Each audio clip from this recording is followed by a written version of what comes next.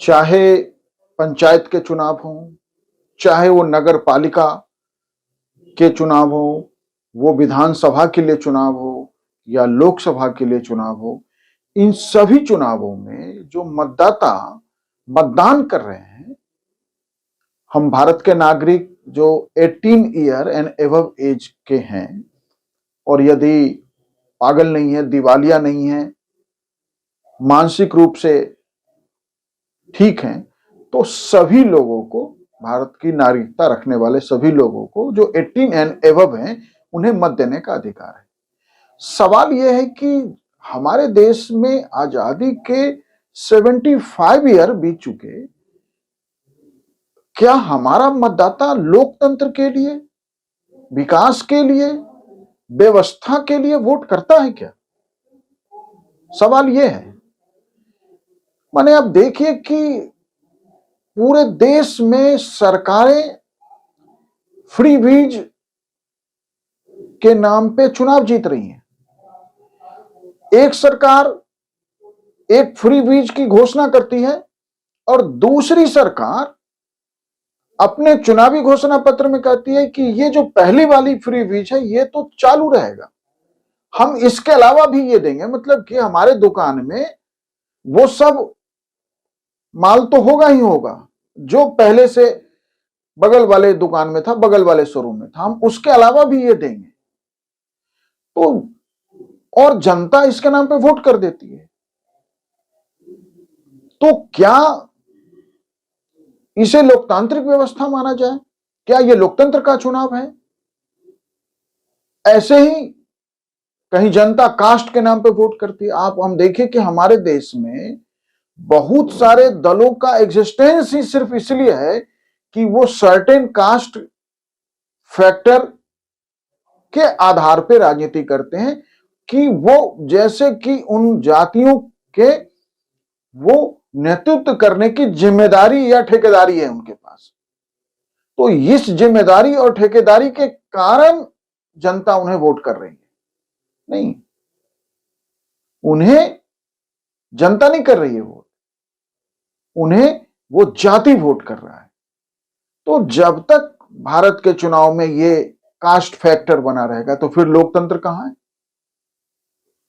बहुत सारे लोगों को इसलिए मतदान में शामिल होना है या मतदान करना है कि उनके रिलीजन को खतरा है या अपने रिलीजन को प्रमोट करना है।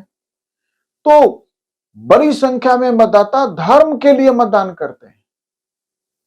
और यह स्पष्ट रूप से समझिए कि धर्म और राजनीति का जो मिश्रण है, इसने हजारों वर्षों तक मानवता को गुलाम बना के रखा है।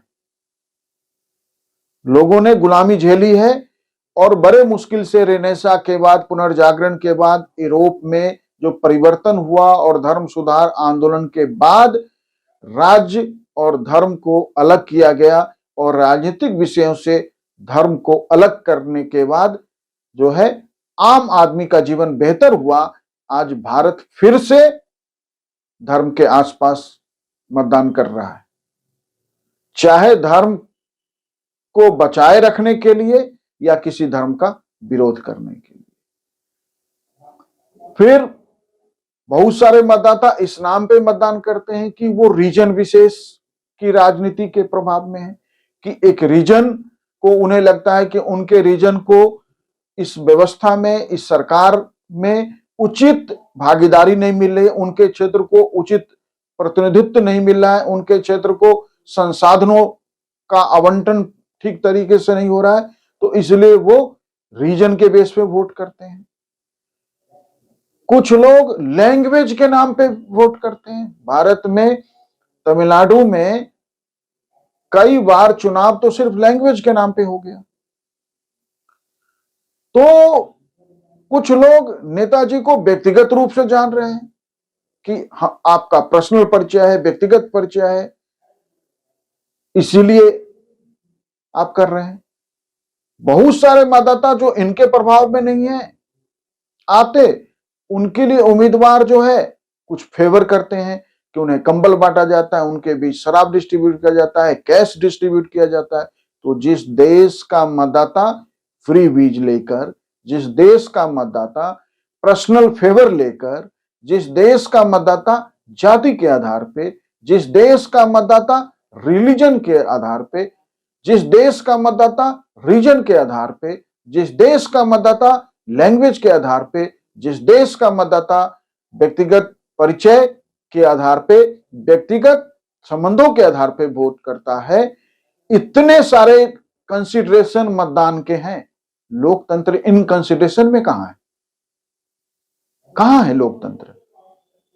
तो हम लोकतंत्र के लिए चुनाव कर रहे हैं, विकास के लिए चुनाव कर रहे हैं, और कंसिडरेशन के पॉइंट ये सब है। ऐसे में लोकतंत्र असफल होता है। देश के नागरिकों को यह बात समझना पड़ेगा कि यदि इस लोकतांत्रिक व्यवस्था को आपने खो दिया तो इसकी कीमत जो है शताब्दियों चुकानी पड़ी है। जिस भी आप देख लीजिए, आस पड़ोस में जिन भी देशों ने अपने लोकतंत्र की रक्षा नहीं कर पाए, अपने व्यवस्था की रक्षा नहीं, क्योंकि अभी मानव समाज ने जो राजनीतिक तंत्र विकसित किया है उसमें लोकतंत्र से बेहतर राजनीतिक तंत्र नहीं है। इनकी कमियों को हम अपनी जागरूकता से, अपनी भागीदारी से जो है ठीक कर सकते हैं, खत्म कर सकते हैं, लेकिन लोकतंत्र का कोई विकल्प नहीं है। इसलिए लोकतंत्र को यदि बचाना है तो ये जो हमने डिस्कस किया कि जाति, धर्म, भाषा, क्षेत्र, इन कंसिडरेशन से मतदान करने से बचें, मतदाता के रूप में मतदान करें। लोकतंत्र तभी सुरक्षित है। Thank you.